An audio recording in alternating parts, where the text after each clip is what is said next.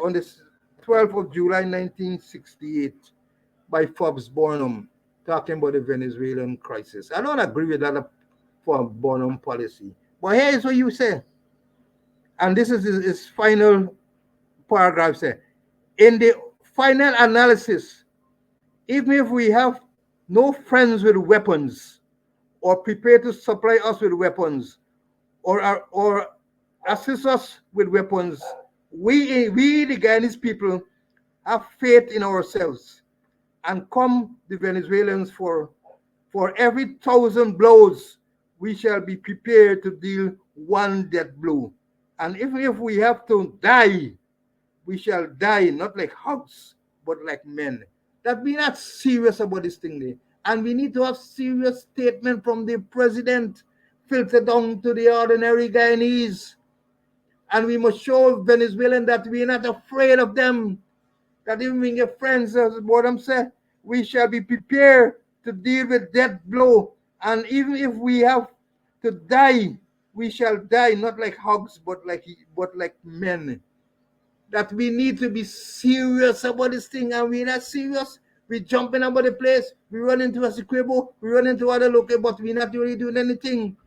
I said over and over again that we must deal with our dime diplomacy. We don't have an ambassador in Caracas, and that's where we was. I don't know what happened with Van Charles. So far, you haven't heard a word about Van Charles, and I'm hearing rumors that Ganga Prasad is the man who will be there. That our diplomacy be doing some work, yes, but we got to do much more, and we got to get assurance from the people. Our intelligence, what is our intelligence doing? What is our intelligence doing? We mightn't be like Israel that has the Shin Bet that dealing with local intelligence, and the Mossad that dealing with foreign in intelligence. Our military, what we are doing with the military, including police. You ask what's going on in the border. Ask what kind of support. It'll be shocking to see so far the kind of support that the extended squad is giving people at key border locations.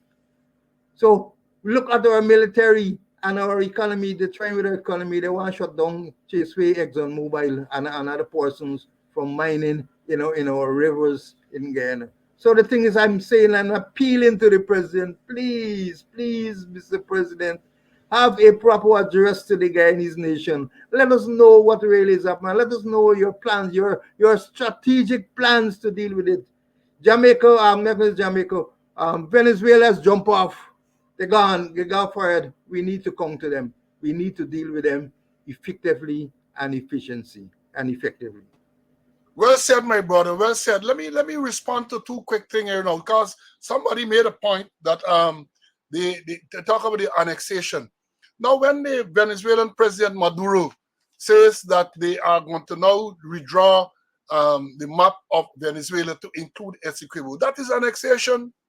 Annexation, in my view, doesn't mean that you have to come into the territory and establish anything. You are now going to draw a map, they say, which will be preventing schools and universities and all of these places, with Essequibo as a part of Venezuela.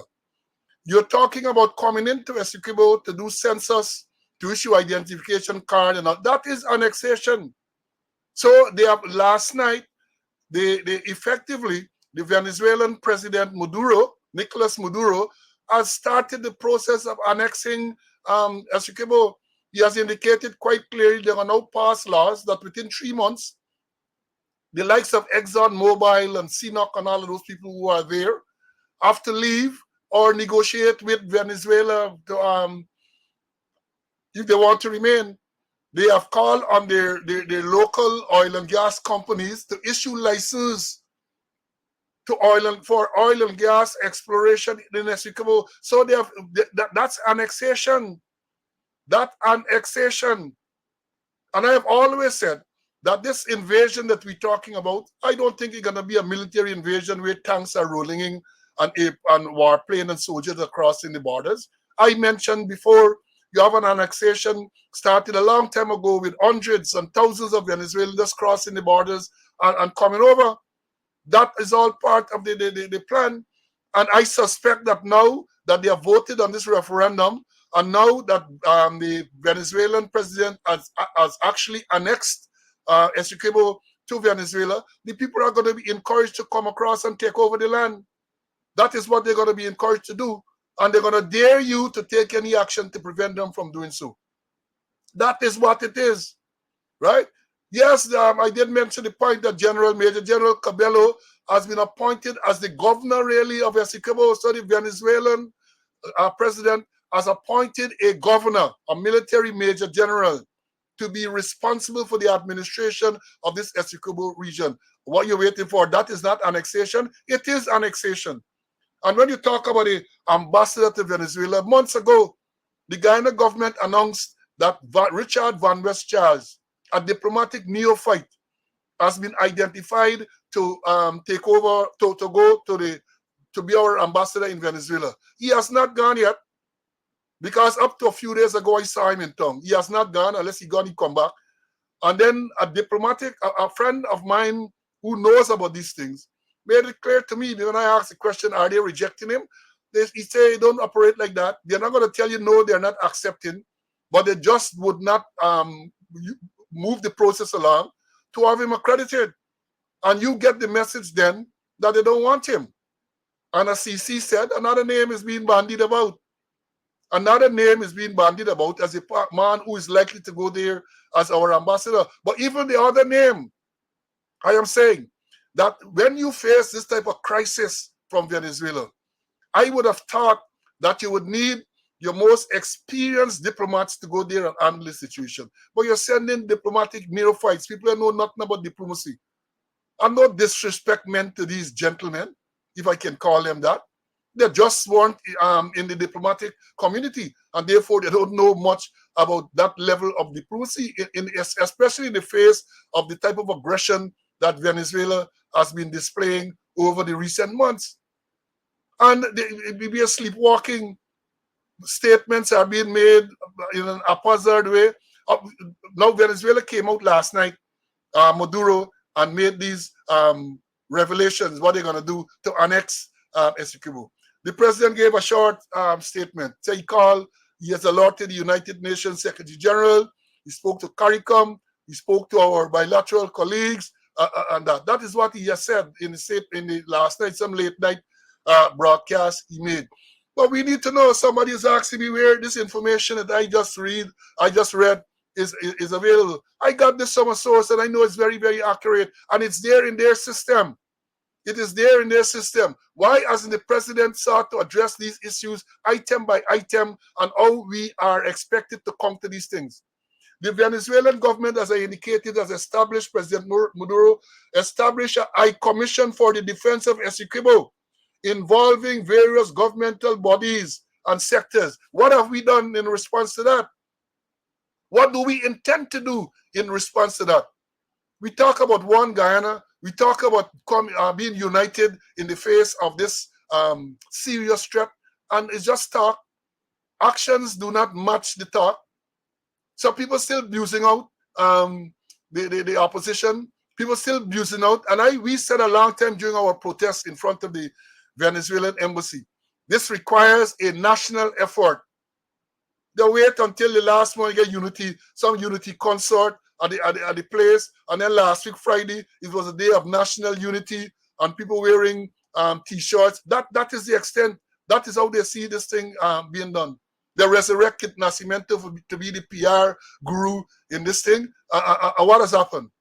What has happened? In my view, the whole PR arrangement has been a failure, because people are still asking what this thing is about. Maduro came out last night with these issues, what they intend to do, and we haven't said anything. I haven't heard anything being said yet by the government as to how they intend to deal with it. So when people start to walk around Essequibo, when Venezuelans start to walk around Essequibo to take census and all that, what should the people do? And I have a strong suspicion that the people who are to do the census perhaps are already here. They were already sent here as immigrants and refugees. They're sleepers. They're just waiting now to be activated. And we had a policy, open door policy. Let them come. Let them come. The vice president said nothing wrong. If they're entitled to vote, they can vote. So I say again, it would appear to me that all some people in the government sees, when they look at these Venezuelans who have been coming in here in the large numbers, all they see are votes. Issue them with identification card, votes. That is what we have. So now that these people have ratcheted up this threat, well, not only the threat, now they have actually taken action in advancement of this threat. We are waiting to see what the government response will be. I can imagine the people in places like Essequibo, Maburuma, and all those people very, very disturbed and anxious. President went there some time ago with the Mao Zedong type uniform, and enough pump he got at the border, lay down in some camp with the soldiers with fan blowing. Soldiers who have been to Etteringbang said never saw fan at Etteringbang before, right? So, so these things is so serious, and the level of incompetence in dealing with such a serious issue is unbelievable. Unbelievable. They have had this rally, Essequibo vice president go all alone, they're going alone, and it's clear they don't know what to do. It is clear. So even though they're going it and say they're going to do something, what they're doing is not enough, and they have not been involving the wider population in whatever they're doing. So that is what it is. And somebody did make the point here that even now, Suriname acting up as well, because I've seen a few posts from Suriname now, which claiming that bottom part. You know, we have chased them out some years ago from that part where the Camp Jaguar, the old police will know Camp Jaguar area. We chased them out some years ago. Now you are seeing social posts again where some people are claiming that part belongs to them. So that is what we're having. Let me bring in back Mr. Conway if he has anything more to say. CC, Yeah, this is an issue we gotta flag. We gotta keep pushing. We have been demonstrating. We have been calling. They had the ridiculous situation where they put Spanish sign on all the police vehicles and in the police stations. Through our concerted efforts, they decided to reverse that process. We have been calling for the longest while for more show of nationalism, patriotic songs. The only song you can hear playing over the place now is not a Dave Martin's, not a Blade of Grass, nothing. So all the patriotic songs that we were learned, that we would have sung while we were going to school, all them things done now, done. You don't even know the national anthem properly, many of them. Your view, CC?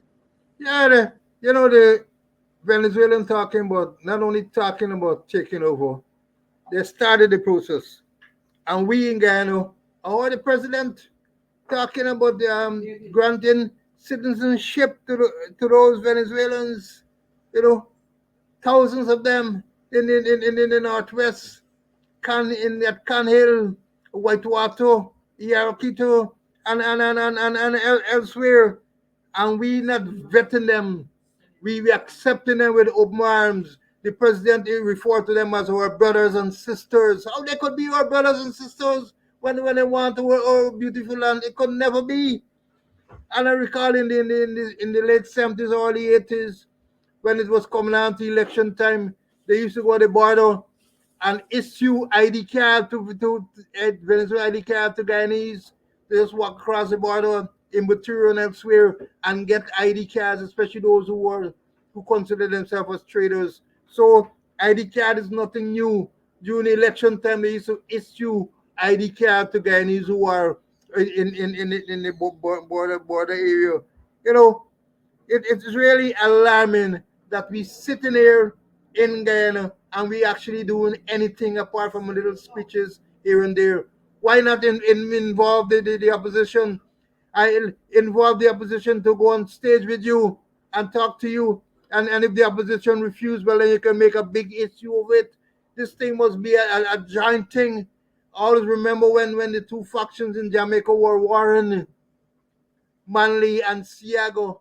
Bob Marley, the late and great Bob Marley, had them on stage, one love, and they talk together, they talk the same language. Even I remember even Pt2 went on stage and light up a split of marijuana, and the police couldn't do anything, That we need to move from talking into action, because Venezuela has started the action and they're not letting up. They say they're not dealing with no international law. They're not dealing with no ICJ.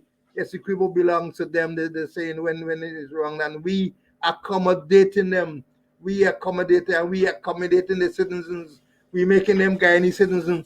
When the last thing I got the realize that you got to be 7 years before you become a citizen.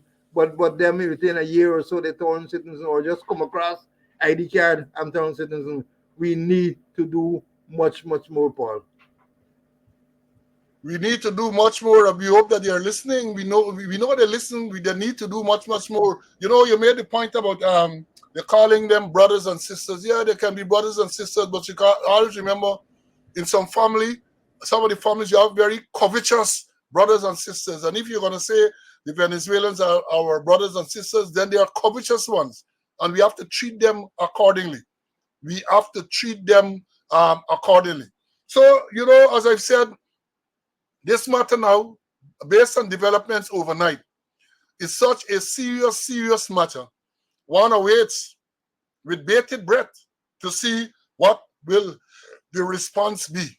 Because I am saying that if you read what took place last night, Venezuela has annexed Essequibo. In other words, they add Essequibo to now Venezuela. All the statements made last night by President Maduro points to that. The drawing of the new map, people needing license to go there, ordering the oil and gas companies, the Venezuelan oil and gas companies to issue license to operate in Essequibo. That is annexation. And in the face of the ICJ decision, the people made it clear long ago. To sit back there and to say, oh, Venezuelans said they're not going to invade. Oh, they're not going to do it. They made it absolutely clear that they are not going to abide by whatever the ICJ says. They are going to go ahead with the referendum. And we knew from the outset what the result of the referendum would have been. And instead of sitting down and planning for these eventualities, we've been on a jaunt in Dubai, come back the day before, and then jumping around the place. That is how you prepare for such a serious threat, the most serious threat that has ever faced this country. That is how you prepare for it. The most serious threat to have ever faced Guyana is being treated with scant regard by the people, the powers that be. They're gonna cuss tomorrow and they're gonna say all kind of thing because they're very good at that. But in terms of representing our territorial integrity, no. They don't cuss Maduro. They don't cuss those people.